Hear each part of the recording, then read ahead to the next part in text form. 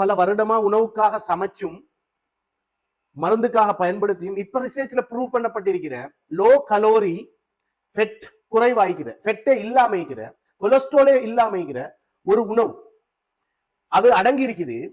Vitamin B அடங்கி இருக்குது, vitamin D அடங்கி இருக்குது, ஃபைபர் அடங்கி இருக்குது, ஆன்டி ஆக்சிடென்ட் அதிகமா கொண்டுள்ள பீட்டா குளுக்கேன் சொல்ற ஒரு பதார்த்தத்தையும் கொண்டு அடங்கிய சமையலுக்கு பயன்படுத்துறது காளான்னு சொல்லுவாங்க, மஷ்ரூம்னு சொல்லுவாங்க.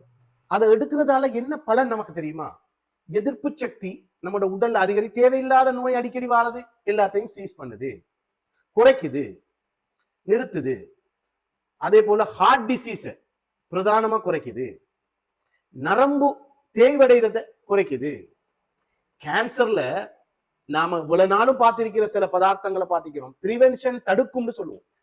இது தடுக்கவும் செய்யும், திரப்பிக்கும் பயன்படுத்துது, வந்த உடனேயும் பயன்படுத்தலாம், மருந்து வகையில பூஸ்ட் பண்றதுக்கும் பயன்படுத்தப்படுது.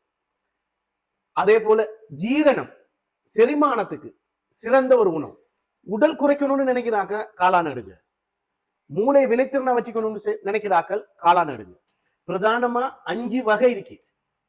எல்லாமே ஒரே வேலை செய்யாது. சில சில வகை சில வேலைக்கு பொறுப்பு. ரைட், என்ன வகைன்னு பார்ப்போம். சிட்டேக்னு ஒரு வகை, லயன்ஸ்மேன் ஒரு வகை, ரீஷின் ஒரு வகை, ஆயிஸ்டர் அண்ட் மைடேக். 5 டைப்ஸ். மிக முக்கியம், எப்படி உண்ணணும், சமைச்சுத்தான் சாப்பிடணும்.